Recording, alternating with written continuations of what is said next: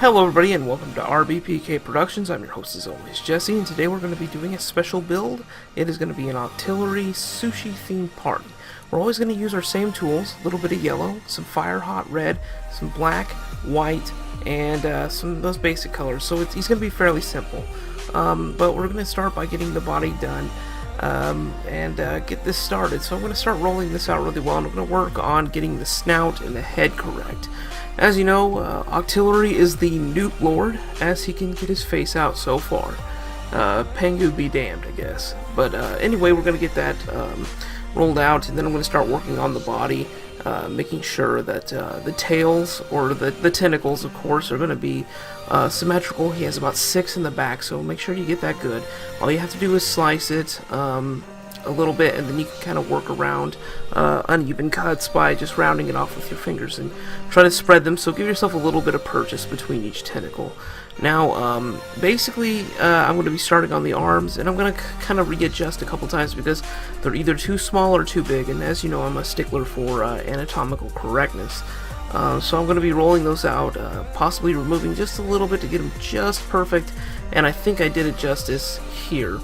Strangely enough, this cracked a little bit at the end of proofing it in the oven, just a little bit, but it was after I glazed it and everything, it actually went away, which was somewhat of a surprise. But with that said, it's turning out okay. Now, I had to rework the head as I was staining the crap out of my hands, as you can tell. But anyway, I had to rework the clay. The head wasn't perfect enough, and I kind of just wanted it to be a little bigger. Again, it was small, and then I got the head just right. Mind you, I was looking at pictures, getting a lot of references, doing a little bit of math in my head, trying to get this to look as correct as humanly possible, smoothing out that neck, and getting it to attach. And I went both ways with it, but for some reason, it just, I don't know. It seems like everything's been wanting to crack on me lately, but they weren't noticeable. They were hairline at best, and now that it's glazed, you can't even notice. But luckily, it didn't explode or anything, which I was really worried about. So I'm going to, again, put some holes in there, holes down in the arms. I should have done one underneath the snout, honestly. But again, nothing's perfect, but it did turn out pretty well. And I'm going to start putting in the hole where the snout is to show where the mouth. And I put a little teeny prick in the middle so that there wouldn't be any air bubbles. I noticed that I didn't have enough red left to make the eyebrows, so I simply pinched off some, and this was kind of where I made a little bit of a mistake. And so I put in some eye indentions and whatnot, and a little later I kind of ran into, that's where the crackage came from, is when I was deforming the head to take off some. So just kind of set some aside a little later, and you won't have to worry about anything.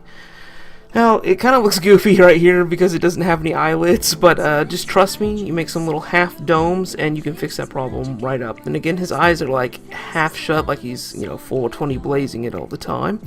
But anyway, he's looking pretty good, and again, you want to get some of that primo high shine black clay, and it looks pretty good, and already he's coming together.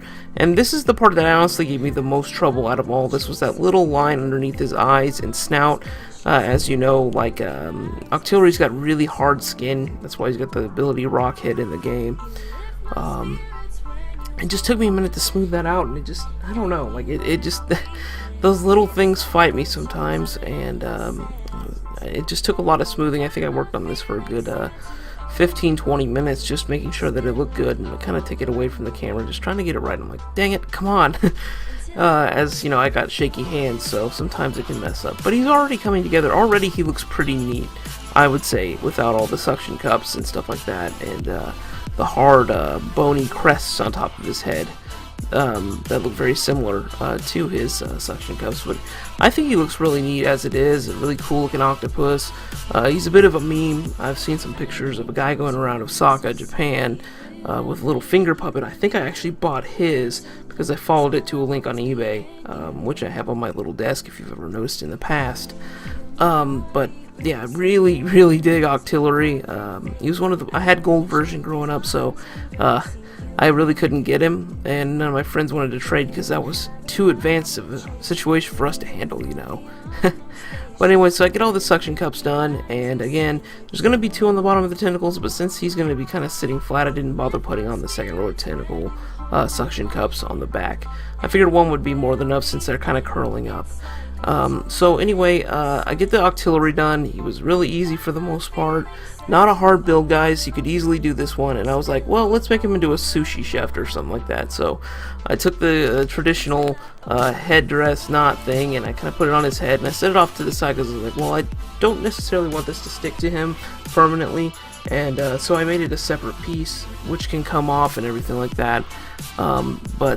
Yeah. So I'm going to start working on some concepts, and I was like, well, what am I gonna do? What possibly could I do to make this interesting? So I was like, well, let's see what we can do with sushi. I've never made it before, and I'll try. So I rolled out a little thin strip of pink that I had left over, and I took a lot of white, and then I rolled it around in some forest green that I had left over from last project with Haunter and Wigglytuff. And so I made little sushi rolls and stacked them off to the side and set them up. And I was like, okay, let's run wild with this. And I used a little too much brown in my opinion, but for a little later, but I started making little bowls to hold sauce and stuff. Often I have dumplings at home since they're cheap, and they've got vegetables and meat in them, and I steam them in a pot, so they're not too bad for you. As far as, you know, having a meal, sitting down with some like soy sauce or something like that, and a little bit of rice.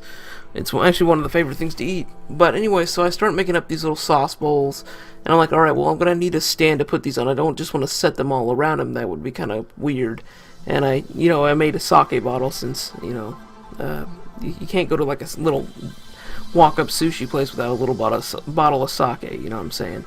I had some of that leftover Charizard belly color, and I was like, well, let's make some chopsticks too. You know, that'd be kind of fun to kind of dress up everything. And this one was a really high detail one.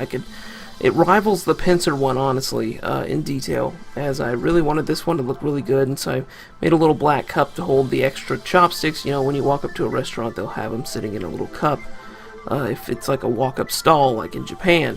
And so I was just getting stuff roughed up to see what sizes I needed, and I grabbed a ton of brown, and as you guys know, and I've seen in my past videos, and some of my Deviantart pictures, if you haven't followed there, it's just Raffle-rific. I like to do a lot of woodwork style on clay, and I trimmed it up and made a little stall for him.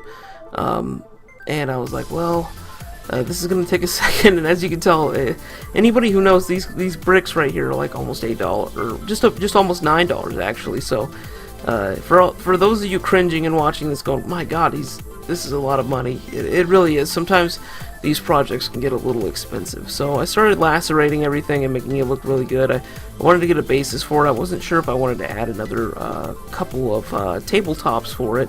So I was going to do one and keep it like really basic lemonade stand, but the more I lacerated, the more I cut it up, the more I got to thinking, like, how the heck am I going to fit everything appropriately on this little table? I mean, there's just no way I could do that. And so I took all the clay that I had left over, and I was like, well, maybe I'll make some sort of sign, because a lot of sushi restaurants and stall restaurants will have this little overhang with a little lantern on it. And I started to do that, and I was like, I'm not sure if I like this or not. And I kept prefabbing it, and again, the brown clay was surprisingly resilient, so I could stand it up.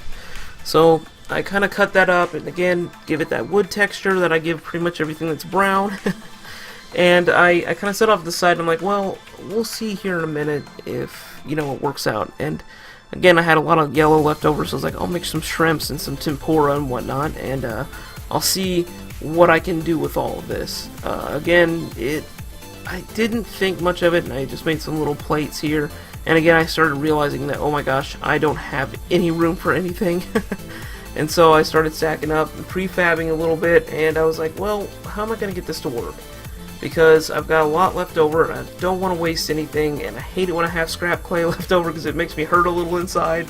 And considering the sushi, it has 3 different colors, I was like, well, crap. Might as well just add on some other shelves and stuff to the stall. So one by one, sure enough, I added little pieces and bits here and there. And on the other side, I was like, well, I might as well add another part to it. And so I started fabricating the other side, measuring it off.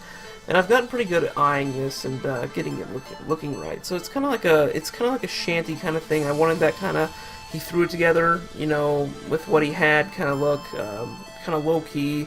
Nothing special, no frills kind of look. And that's what I pretty much went for at this point. And so the rest of this is just me making little sake cups and little decorations and stuff like that. But I still wasn't happy with everything. I was like, it's missing something. So I went and grabbed some of that tan that I usually use to create the inside of stumps in some of mine. I like stumps for some reason. I don't know why. And I made a little cutting board because, again, sushi chefs like to cut stuff up. And I took some of the sushi rolls and set them off to the side, all messy like, because he's busy clearly. And I started cutting that up, and I decided to make a knife. Now, I'd never made a knife out of clay, and so I went with one of those stereotypical scraping knives that you see in Chinese and Japanese kitchens. I thought that they were rather interesting, and because it's like a fat oriental blade, you really don't see a lot of them in American butcher shops or Western butcher shops, so I took a really stereotypical Asian style knife. I know, again, this is not a standard sushi knife, and right here I'm kind of adding the iron hammering, because usually these knives are made out of iron. So I kind of stick it into the board, and then I start rolling out more chopsticks. Again, I kind of want to garnish everything to make it look like there's a meal, like food is ready and people are enjoying it. So I added some of the sushi rolls.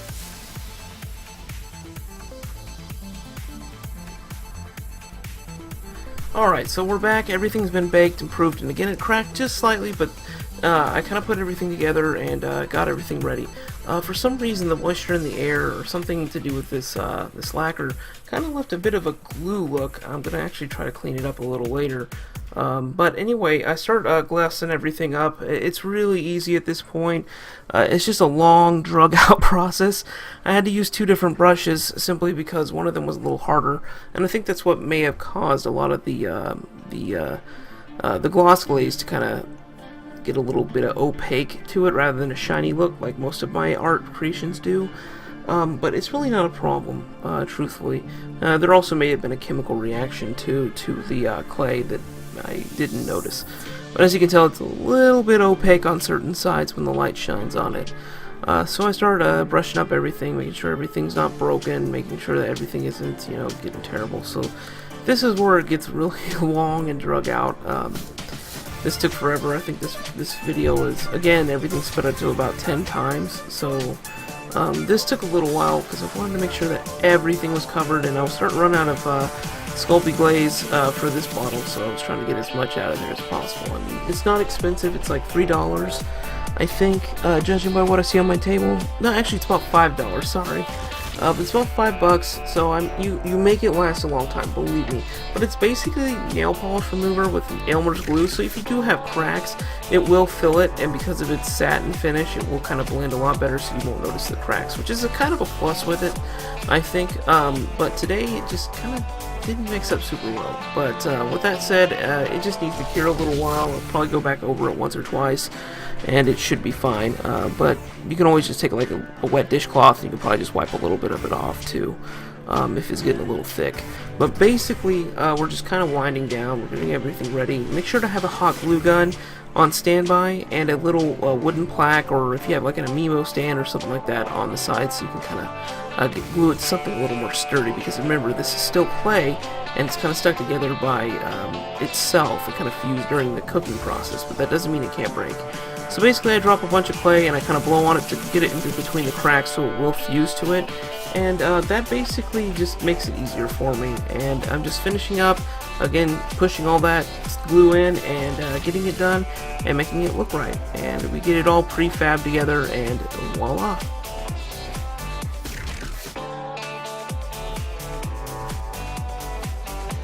Hey, what's going on, guys? Thank you so much for enjoying this video and sitting through it. I hope you guys liked this little art piece that I did, and please look down in the description below for all the music and all the things that I offered in this. Go check out Thomas Vent and all the other ones that were listed. Of course, these are DRM free for the most part, so yeah, see what we got going on. Please like and subscribe. Check out my Facebook page, where I often will update, post some memes, talk to my audience once in a while, even do some cosplay stuff. So please check that out, and as always, I love you guys, I appreciate you guys. Please like, subscribe, and share, and I will see you in the next video.